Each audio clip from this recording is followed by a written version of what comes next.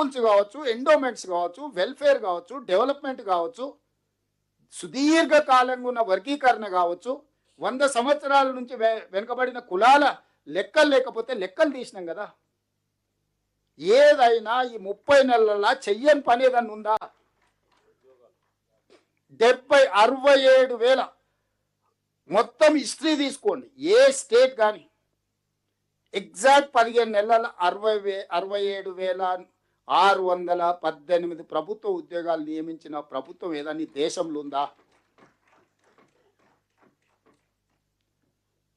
వీళ్ళందరు ప్రభుత్వ ఉద్యోగులు కదా, ఇచ్చినాం కదా. మొత్తం డిపార్ట్మెంట్ వైజ్ అసెంబ్లీలో పెట్టినా రేపు అందరినీ కావాలంటే ఎవరైనా ఛాలెంజ్ చేయమని పరేడ్ గ్రౌండ్ అందరినీ మొత్తం లెక్క పెట్టి 1 by 1 ఫేషియల్ రికగ్నేషన్ యాప్ పెట్టుంది.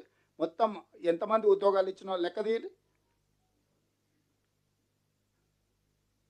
అంతకుముందు ఇన్స్టాల్మెంట్లలో ప్రభుత్వ జీతభత్యాలు ఇచ్చేది. ఇవాళ 1వ తారీఖు నాడు అందరికి ఇస్తున్నాం. ఇప్పుడు కాంట్రాక్ట్ అవుట్ సోర్సింగ్ వాళ్ళు కూడా ప్రభుత్వానికి పనిచేసే ప్రతి వాడికి 5 తారీఖు లోపల ఎట్టి పరిస్థితుల్లో వాళ్ళకి జీతం రావాల్సిందే అని ఈరోజు పని పెట్టుకొని ఎవ్రీ వీక్ మానిటరింగ్ చేసి రిఫార్మ్ చేసుకుంటూ వస్తున్నాయి, క్లీన్ చేసుకుంటూ వస్తున్నాయి.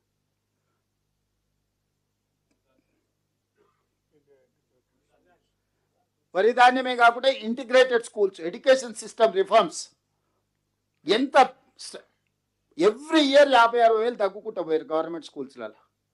లాస్ట్ 2 నెలల నుంచి లాస్ట్ టైం 50,000, ఈసారి 1,50,000 స్టూడెంట్స్ పెంచారు.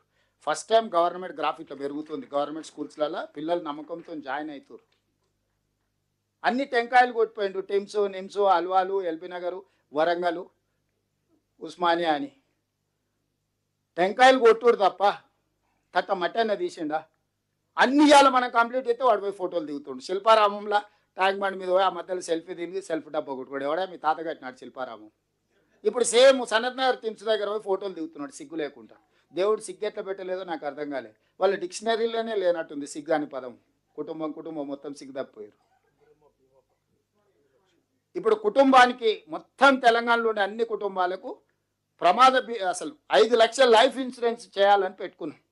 రేపు ఇందిరమ్మ బర్త్డే రోజు అఫీషియల్లీ కంప్లీట్గా తెలంగాణ రాష్ట్రంలో పుట్టడమే అదృష్టం అనే విధంగా ఈరోజు ప్రతి వాడికి తెలంగాణలో ఉన్న ప్రతి కుటుంబానికి 5 లక్షల రూపాయలు ప్రభుత్వమే ఇన్సూరెన్స్ కడుతుంది. ఎక్కడన్నా దేశంలో ఈ పథకం ఉందా?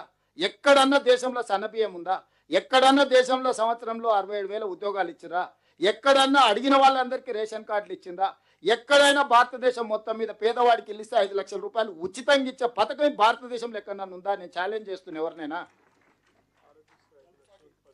ఆరోగ్యశ్రీని కూడా 10 లక్షలు చేసిన. గల్ఫ్ బాధితులు చచ్చిపోతే 5 లక్షల రూపాయలు ఆ కుటుంబానికి శవాన్ని తెప్పించడమే కాకుండా ప్రమాదవశాత్తు చనిపోతే 5 లక్షల రూపాయలు ఆ కుటుంబాలను ఆదుకోవడానికి కూడా పథకం పెట్టిన. అక్కడనే వినోద్ గారు ఉన్నారు కదా. మీరు అడిగింది ఏంది చేయలేదు, ప్రతిదీ చేస్తున్నాం. ఇది కూడా కేసీఆర్ కోసం కాదు. ఇప్పుడు ఇది కాళేశ్వరం రిలేట్, ఇది ప్రజలకు అవసరం ఉన్నది. దీన్ని జాగ్రత్తగా చేయాలనేది మన ఆలోచన. వాళ్ళు హడావిడి పెట్టిరని, తొందర పెట్టిరని మనల్ని అటు ఇటు చేసి ఏదో ఒకటి చేసి అది గుల కొడితే వీళ్ళే కుట్రతోని దాన్నే మనం బాంబులు పెట్టి పేల్చినామని మాటలు మాట్లాడారు. ఎంత బుర్ర తక్కువ అంటే మరి అమెరికాలో ఏం చదువుకున్నాడో నాకు తెలియదు కానీ మరి వేరే దోస్తులు వేరే చెప్తుంటారు. బాంబులు పెట్టి పేలిస్తే గాల్లోకి వెళ్తుందా భూమిలోకి పోతుందా? మా వీరేషన్ చెప్పాలి. ఎన్నో బాంబులు పెట్టి పేలిస్తే ఏదైనా మనం బాంబు పెడితే అది ఏడైనా పెట్టు గాల్లోకి లేస్తుంది కదా, పైకి లేస్తుంది కదా. మళ్ళీ కాళేశ్వరంలో మేడిగడ్డ బ్యారేజ్ భూమిలోకి పోయింది కదా, బాంబులు పెడితే భూమిలోకి ఎట్ట పోతుంది? బుద్ధి ఉందా? అన్నం తింటుండా, గడ్డి తింటుండా? మాట్లాడేటప్పుడు బుర్రనాన్ని ఉపయోగించాలి కదా.